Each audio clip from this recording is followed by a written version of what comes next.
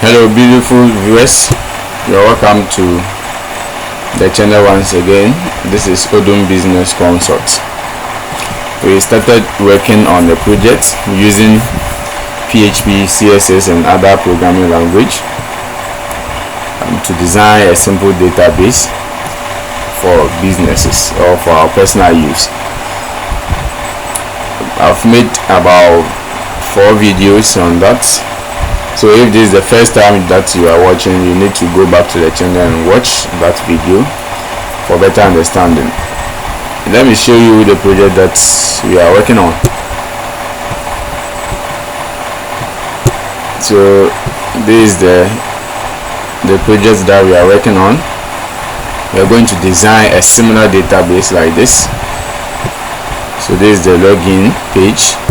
If I log in, this is the dashboard for the admin. Okay, so this is what we are working on. We have the balances for cash, mobile money. We have customers section where you can add customers. You can update your price for the products. So we have some products here, you can update it. We have view sales. So if you make sales, you have something like this as a form of report. You can stock in if you buy new products, or if you want to add more to existing products. This is what you'll be using to do. So basically this is what we are going to do.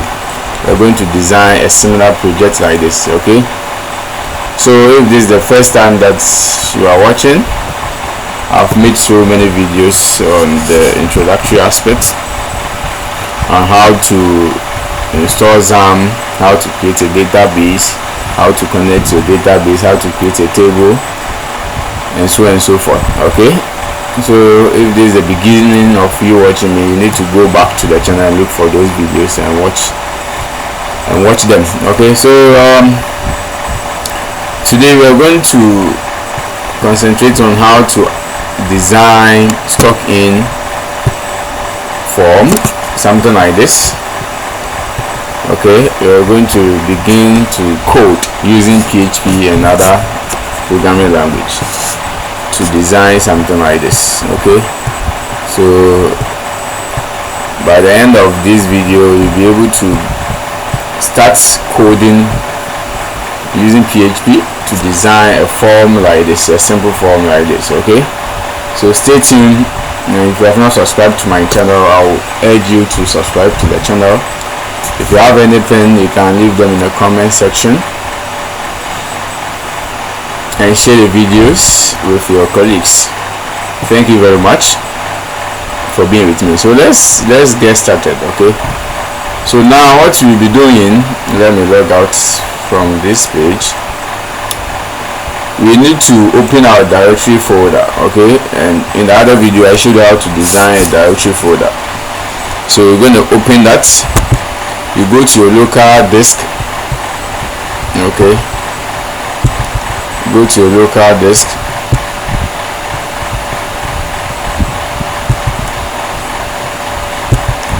Then you look for XAMPP. Okay, this one. Then you look for docs. You open it.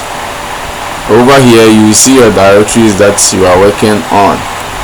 In another video I said the directory that we'll be using is this. We name it, the directory folder, we name it test_lengine.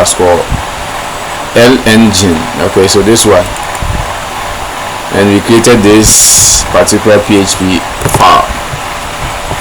So we are going to continue from here. So what we have to do, inside that directory folder, this one, inside it, you just right click and go to new, and you go to test document. Okay, go to test document, you click on that. Then you have to give it a name. The name that we're going to do is, we are going to give it to this file is stock in. Okay, so it's going to be stock underscore in PHP. Okay, so the extension for PHP file is PHP, don't forget that. So it to ask you or to give you a prompt. If you change the file extension, the file might become unusable. Don't worry, click on yes. Now it has been created for us. Okay, it has been created for us. Okay, so the file has been created for us. Now what you have to do is to open it in a text editor. In the other videos I showed you how to download the text editor, whether Visual Code or Notepad++. Okay, so for me I'm using Notepad++, so I'll click on the folder I've created, or the file that I've created over here, which is the stock in. I'll just right click on that and I'll go to edit with, because I'm using Notepad++, I'll go to edit with Notepad++. Okay, so I'll click on that. So this is the text editor that I'm using, and this is what we are going to use to do the coding. Okay, so don't forget that. So as I said, we're going to create something like what you saw in the demo project. I'm going to teach you how to do that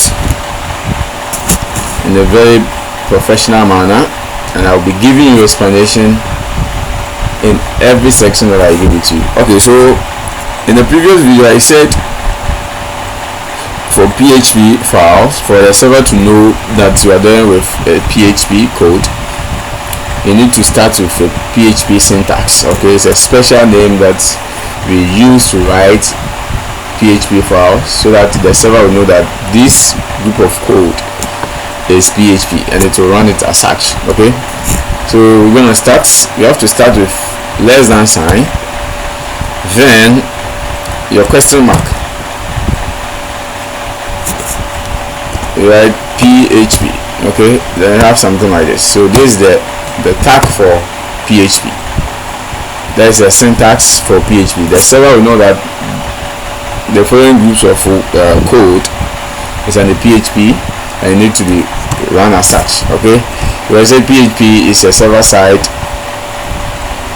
programming language, it runs on the server.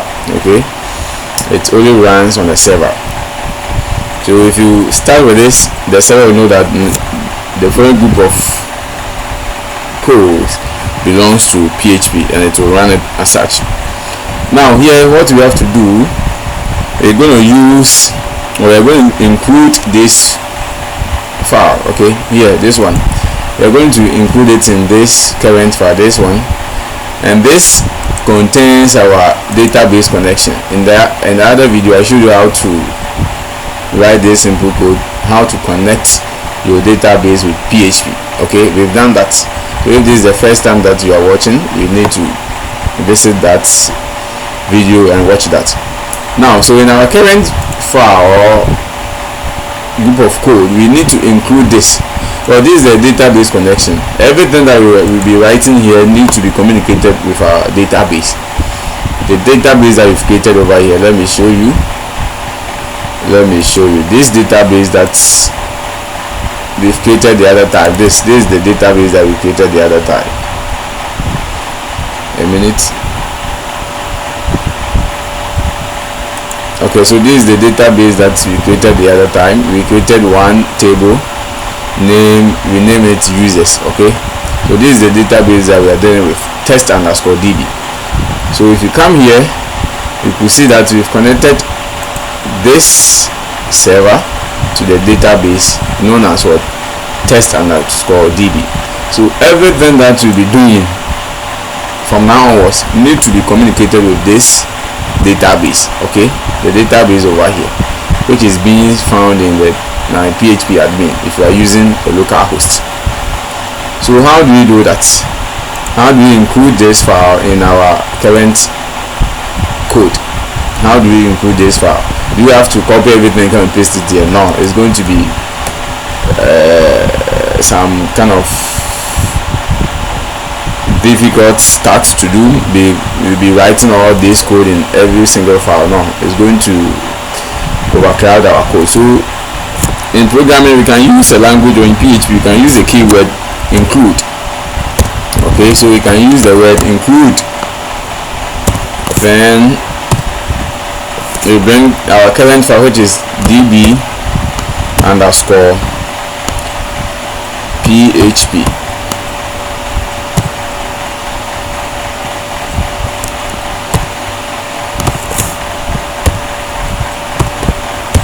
db underscore php.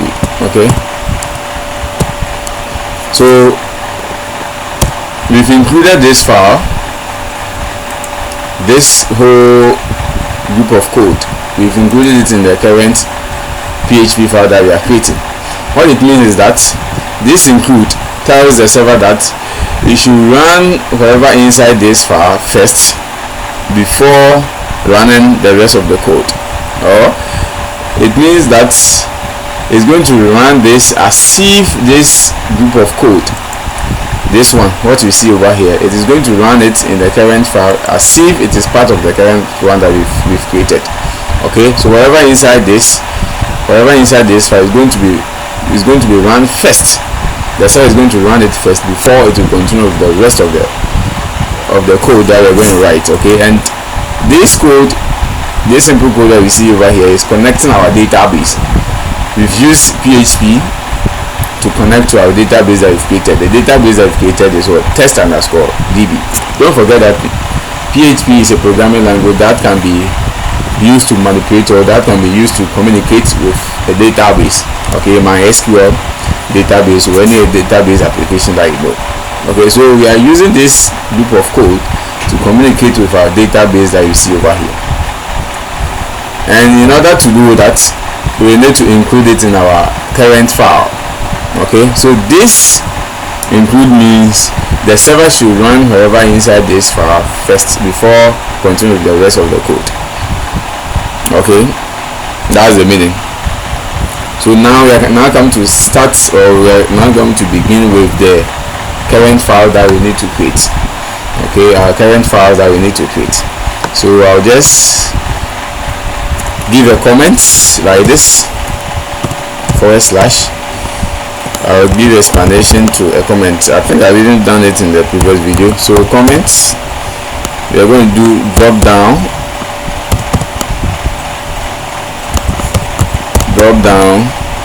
data.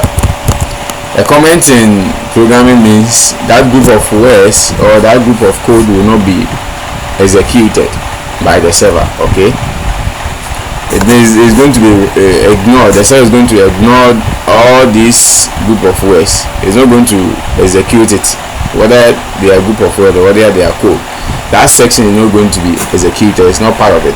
Normally programmers use comments to group their coding. Okay, their group of, or their lines of code. They use comment to group it, give it as a heading, or we can use comment as a heading for a group of code. Because if you don't give heading to sections of your code, it becomes cumbersome. If somebody comes into your database or your code, it will be very difficult for the person to figure out what you were thinking. Okay, or at times you yourself, if you write a code today and leave it for about 2 months, later if you don't give heading, or if you don't comment some part of your code, it will be very difficult for you to figure out what you were thinking when you were writing the code. So normally programmers use comments to give headings to various sections of their code, so that it will remind them later what they were thinking when they were writing the code. Okay, so this group of words is not going to be executed by the server. It's going to be ignored. So we use it as, let's say, a heading for that group of code. So here, to comment in PHP, we use /. Okay, so this is a single line comment. We have different types of comments. So this is one of them, single line comments. So this group of words will be ignored by the server. It's not going to be read. So I'm using it as a heading. Now what we are going to do here, we are going to run SQL query on our database. We already said we are going to do something like this. Okay, let me show you. Let me log in. So we're going to do something like this. We should be able to have something like this. So in on our form, we should be able to get all the products in our table or in a particular table. Okay, so we need to run a query language or write SQL language or query language on the server or on the database that will retrieve all our products in a particular table. So this is what I mean. This is what we're going to do. And for us to get this, we need to write SQL query language. Okay, SQL is standard query language. SQL, that's the meaning. Standard query language. We use it to manipulate database. Okay, we use it to manipulate data in a database. So that's what we're going to do. So we need to run SQL query language on the database. So for us to do that, we need to store, when you run the query language, you need to store the information in a particular container. And I said in the programming, a container used to store data is known as a variable. Okay, and in PHP, for it to start a variable name, we need to begin with a $sign. Okay, for you to declare a variable, it means you have to start with a $sign. So what we're going to do, we're going to run a query language. So SQL underscore product. Then we need to assign a value to it. So we're going to assign a value to that, equal to, then we're going to run the SQL language on that. So it's going to be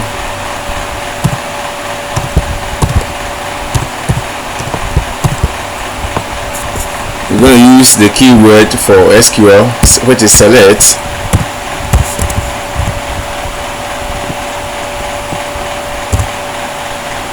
P, we are going to use now. What are you going to get it from that table? The table name is product table. Okay, so later let me show you. Later in our database, we'll be creating a table known as, so this is the project that we are imitating. We are using this. So we have a product table here. So we see we have products inside that table. So we need to return, or we want to select the records or the data in that particular product table.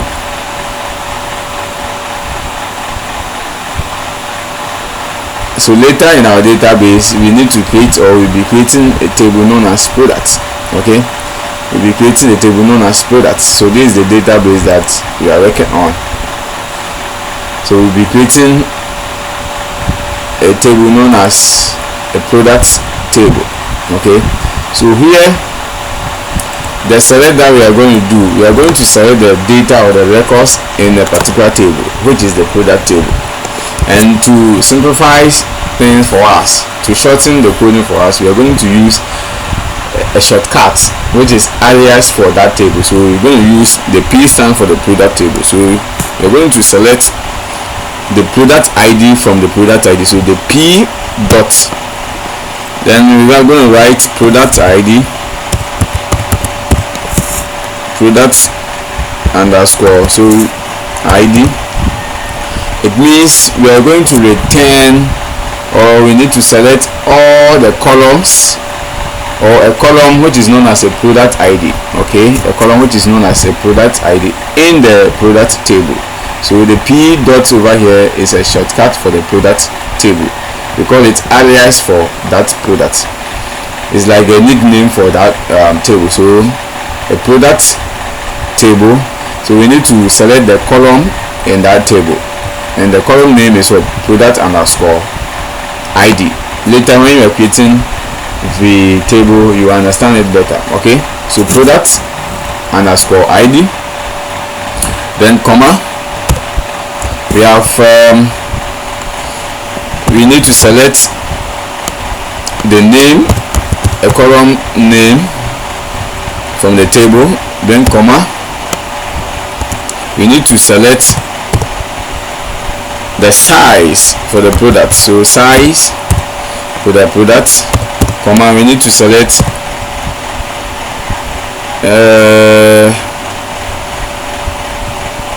the color of the product. So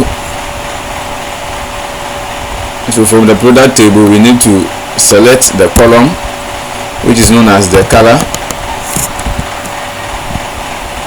Then from the keyword over here, from product table, the name of the product of the table is what? Product. So product P. So I said it's a nickname for the product table. Then when we are going to order it, the result, we need to order the results. Okay, so we need to order. So we use the keyword for SQL query language. A keyword, one of the keywords is ordered by. So we're going to order it by what? We're going to order it by the product name. Okay, the name. From there we order it by the size of the product, the size. Then we're going to order it by the color. Okay, by the color.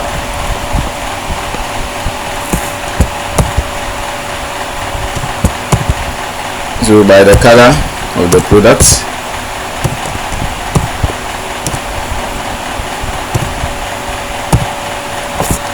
Okay, by the color of the products. So we are done passing the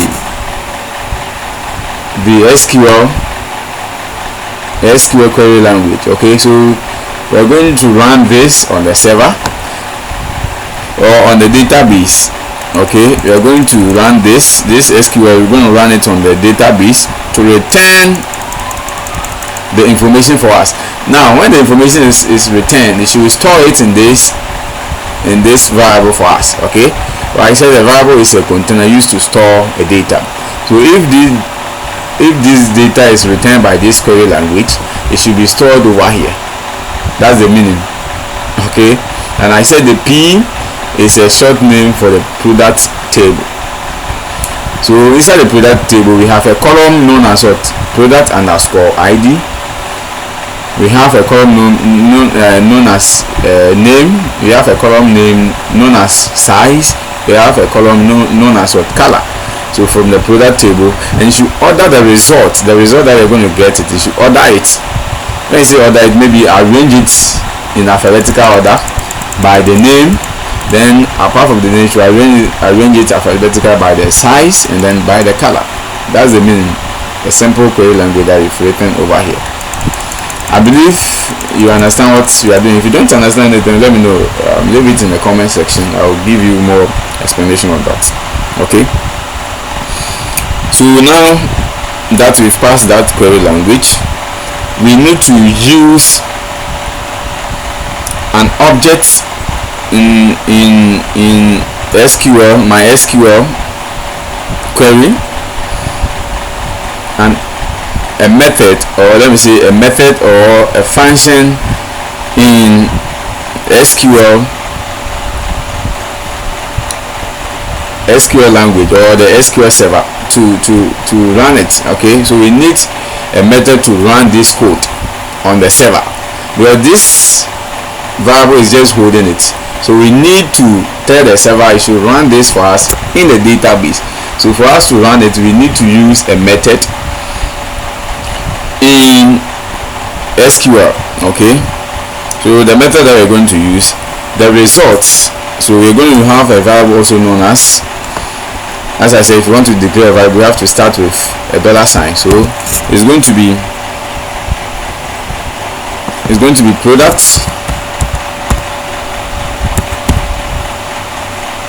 product underscore results.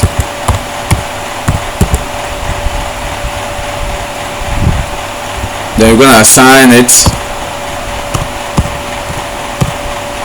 We're going to assign it to that method in the MySQL, which is going to run this line of code on the server. Okay, so we have to assign that. So if the method runs the SQL language on the server, whatever result that it gets, we should keep it in this particular variable for us, okay, because this variable is just holding this MySQL language string, okay, it's just holding it. Now we need a method or a function to run it on the server, okay. I believe you get it. This variable is not just running, it's not, this one cannot just run the query language on the server. It's just holding the string or just holding the code. Let me put it that way. So we need a method or a function that will help us to run it on the database. And what we're going to use here is going to use a database connection object, okay, a database connection object, which is CONN. I think you've seen it before. It's going to query it or run it on a server. So running it on a server, then the result should be kept in this function, okay. So it's going to keep it in this function. Let me bracket open. I'm going to keep it in this. So it should query which variable. So it's going to query this SQL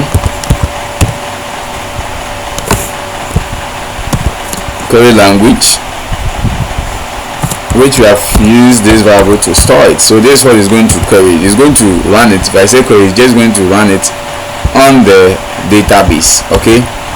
It's going to run it on the database. So we have it this nicely written. So the query is just going to run it for us. So let me give you an explanation. I said we are using this variable to hold this SQL query language. Is going to store it or is holding it. Now this query language needs to be run on the server, okay, and for us to run it on the server we need a method or a function in SQL. In MySql database we need a function or a method in MySql database. So we use this query, as a method, or we use this as a method to query this. And which one should we query? Because what you see over here is the same as this long code that you see over here, okay. There is no need for us to repeat it. So that's why we've stored it over here. We have stored it in a variable so that it becomes easier for reuse, okay. So if you store it, it makes the code cleaner and easier to reuse, okay. So if you store this code, we have stored this long SQL language in this particular variable, and it's going to make it easier for us to reuse it. Then over here we are reusing it to query it or to run it on the server using MySql database database object or a function to run this particular query language. And this query language is the long thing that you see over here, okay. This long thing that you see over here is the query language that we've written, but it has been stored in this, as you can see here, because I said a variable in programming means a container used to hold the data. Okay, so we have used this one to hold this long thing over here. So it's time for us to reuse it. We are reusing it by running it on the server. So this method is going to help us to run the whole of this code on the server, and whatever result that it gets, it should store it in this variable, okay. So if you store it in this variable, later we can call it in our code or in our script. I believe I'm making sense over here. If you don't understand anything, leave it in the comment section and I'll throw more light on that. I'll end this presentation here. Later we'll be continuing from where we've left. I'll be giving you all the necessary code that we need to have it so that we can design something meaningful like this, okay. This is what we are trying to design, okay. So stay tuned, don't quit this video, subscribe to the channel if you have not done that. Click on the bell icon so that anytime I upload a video you have access to it. Comment and share my videos. Thank you very much for being with me. See you very soon where we'll be continuing with the rest of the scripts.